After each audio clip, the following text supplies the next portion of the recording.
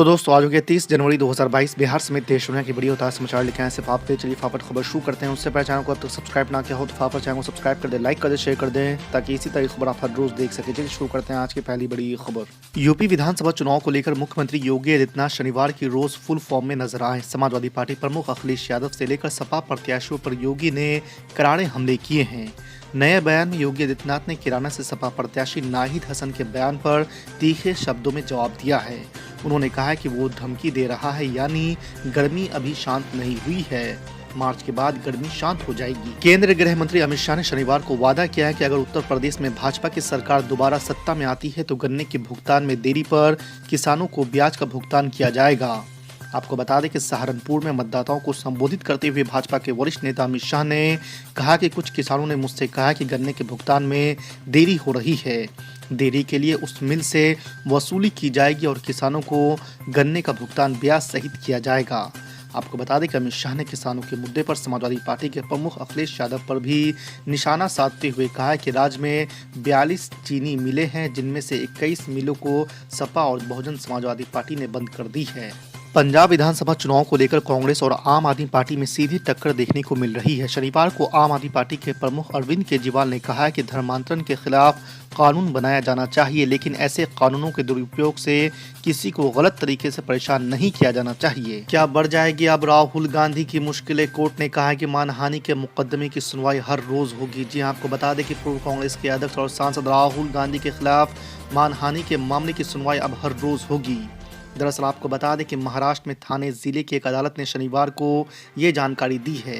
इसके मुताबिक राहुल गांधी के खिलाफ आरएसएस के एक कार्यकर्ता द्वारा दायर मानहानि के मुकदमे की सुनवाई 5 फरवरी से रोजाना होगी। समाजवादी पार्टी के अध्यक्ष और पूर्व मुख्यमंत्री अखिलेश यादव ने शनिवार को उत्तर प्रदेश की सत्तारूढ़ भाजपा सरकार पर जमकर हमला बोला है। उन्होंने कहा कि भाजपा घबराई हुई है और जो पहलवान हार जाता है वो कभी काटता है कभी नोचता है। ये लोग हार चुके हैं, किसान और नौजवान इनको हराएंगे। अखिलेश यादव ने दावा किया कि हर वर्ग के लोगों ने मान लिया है कि उत्तर प्रदेश में समाजवादी गठबंधन की सरकार बनने जा रही है। यहाँ कोई सरप्राइज नहीं मिलने वाला है, असली सरप्राइज गुजरात से मिलेगा। बीएसपी विधानसभा चुनाव जीतने के लिए 15 साल पहले अपनाए गए फॉर्मूले को दोहरा रही है। इस बार भी वैसे ही टिकट दिए जा रहे हैं जिस प्रकार से वर्ष 2007 के विधानसभा चुनाव में टिकट दिए गए थे। उसी सोशल इंजीनियरिंग का सहारा इस बार भी लिया जा रहा है। अभी तक घोषित उम्मीदवारों पर गौर करें तो ओबीसी को छोड़ दिया जाए तो सभी वर्गों की टिकट बंटवारे में बराबर की भागीदारी दी जा रही है। आम आदमी पार्टी ने शनिवार को विधानसभा चुनाव के लिए पार्टी के प्रत्याशियों की 5वीं सूची जारी कर दी है। इसमें 40 सीटों पर प्रत्याशी घोषित किए गए हैं। पार्टी ने गोरखपुर शहर से मुख्यमंत्री योगी आदित्यनाथ के खिलाफ विजय कुमार श्रीवास्तव को उम्मीदवार बनाया है। आपको बता दें कि आम आदमी पार्टी अब तक कुल 283 प्रत्याशियों की घोषणा कर चुकी है। बीजेपी और जेडीयू के बीच बिहार विधान परिषद की 24 सीटों के बंटवारे को लेकर हुए ऐलान के बाद एनडीए के सहयोगी दल वीआईपी ने कड़ी नाराजगी व्यक्त की है। वीआईपी ने भी ऐलान कर दिया है कि वो सभी 24 सीटों पर चुनाव लड़ेंगे। सभी सीटों पर उसके उम्मीदवार पूरे दमखम से चुनाव लड़ेंगे। पार्टी के राष्ट्रीय प्रवक्ता देव ज्योति ने कहा कि बीजेपी विधान परिषद चुनाव को लेकर सहयोगी दलों को विश्वास में लेने की बात कह रही है, पर विश्वास में किसी को कोई काम करने से पहले लिया जाता है, न कि बाद में। एमआईएम प्रमुख असदुद्दीन ओवैसी ने शनिवार को कहा कि अखिलेश यादव और योगी के बीच की लड़ाई सामाजिक न्याय के बारे में नहीं है, ये दोनों मोदी से बड़ा हिंदू बनने की होड़ में लगे हुए हैं। असदुद्दीन ओवैसी ने कहा कि यह सामाजिक न्याय के बारे में नहीं है, लड़ाई इस बारे में है कि योगी या अखिलेश के बीच कौन बड़ा हिंदू है। दोनों मोदी से बड़ा हिंदू बनने के लिए कंपटीशन कर रहे हैं। उन्होंने कहा कि अगर एक मंदिर के बारे में बात करता है तो दूसरा किसी दूसरे मंदिर के बारे में बात करता है। क्या आज समाजवादी आरएलडीए वादा कर सकती है कि जिन अफराद को अपने घरों से बेघर होना पड़ा, जिनकी जमीनों पर आज खेती नहीं होती, वो इबादत गाहें जो वीरान हो चुकी हैं, क्या वो उनको वापस भिजाएंगे उन परिवार को?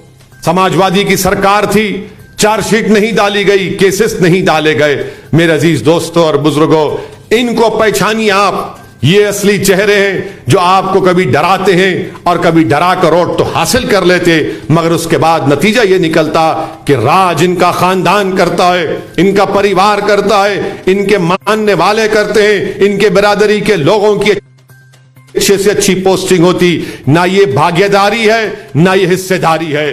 भागीदारी का मतलब यह है कि हर चीज में हमको हमारा हिस्सा मिले, यह भागीदारी होती है। और मजलिस इस बात पर अटल है कि हम भागीदारी करेंगे, हम हिस्सेदारी में अपना हिस्सा हासिल करेंगे और कोई ताकत हमको रोक नहीं सकेगी। आज उत्तर प्रदेश के विधानसभा में मैं आपसे अपील कर रहा हूं कि आप मुत्तहिद रहिए, अपने हौसलों को बुलंद रखिए और अपने दिल पर दिमाग से सवाल करिए। मैं जो सवालात आपके सामने रख रहा हूं, बताइए उत्तर प्रदेश में 70% से ज्यादा मुस्लिम अकलियत के बच्चे कभी स्कूल को नहीं गए, अगर गए भी तो सिर्फ प्राइमरी स्कूल तक गए।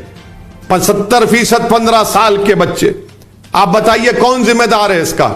क्या आप नहीं चाहते कि आपके बच्चे स्कूलों को जाएं? क्या आप नहीं चाहते कि आपका बच्चा काबिल बने, डॉक्टर बने, इंजीनियर बने, पूरे दुनिया में नाम कमाए? हर आदमी चाहता है, मगर स्कूल का इंतजाम ये लोग नहीं करते। बताइए उत्तर प्रदेश में कितने लोगों के पास 5 एकड़ जमीन है अल्पसंख्यक समाज के? सिर्फ 2% लोगों के पास भी मुस्लिम समाज के 5 एकड़ जमीन नहीं है। क्यों नहीं है? किसने नहीं दिया उनको? मेरे अजीज दोस्तों और बुजुर्गों, आप क्या आपको मालूम? पूछिए इन लोगों से। मेरा यह सवाल समाजवादी, बीएसपी, कांग्रेस से है। सबसे ज्यादा बेरोजगार अगर आज की तारीख में उत्तर प्रदेश में युवा है तो वह अल्पसंख्यक समाज, मुस्लिम अकलियत है। क्या ये हिस्सेदारी की, ये सामाजिक न्याय की बात करते हैं? शर्म नहीं आती इन लोगों को कि यह हाल करके रख दिया आपने? सबसे ज्यादा गरीब अगर कोई है, गुर्बत में अगर कोई है तो अल्पसंख्यक समाज के लोग हैं। मेरे अजीज दोस्तों और बुजुर्गों, सबसे ज्यादा कम ग्रेजुएट है 3% तो मुसलमान है। सबसे कम पोस्ट ग्रेजुएट है वो 1% है तो मुस्लिम अकलियत है। बताइए फिर क्या है? कई बात सच नहीं है कि उत्तर प्रदेश में जो अति पिछड़ा समाज है, जो ओबीसी समाज में, उसमें 10% आबादी ओबीसी मुसलमानों की। बताइए उनको क्या हिस्सा मिल रहा है? जो अल्पसंख्यक समाज के 10% लोग ओबीसी समाज में। मैं आपके सामने एक आंकड़ा रखता हूं, आप खुद फैसला कर लीजिए। 185 यूनिवर्सिटी टीचर हैं उत्तर प्रदेश के यूनिवर्सिटीज में जो काम करते हैं। आपको मालूम उसमें कितने मुसलमान हैं? उसमें सिर्फ 3% है। इसका भी जिम्मेदार मैं हूं क्या? आप बताइए कि 727 असिस्टेंट प्रोफेसर हैं जो हायर एजुकेशन कमीशन से सिलेक्ट हुए थे, उसमें 150 ओबीसी अल्पसंख्यक समाज के पोस्ट रिजर्व हुए। 10% ओबीसी में समाज मुस्लिम ओबीसी है। कितने लोगों का अपॉइंटमेंट हुआ? खाली 4%। कौन जिम्मेदार है इसका? क्या यह सामाजिक न्याय है?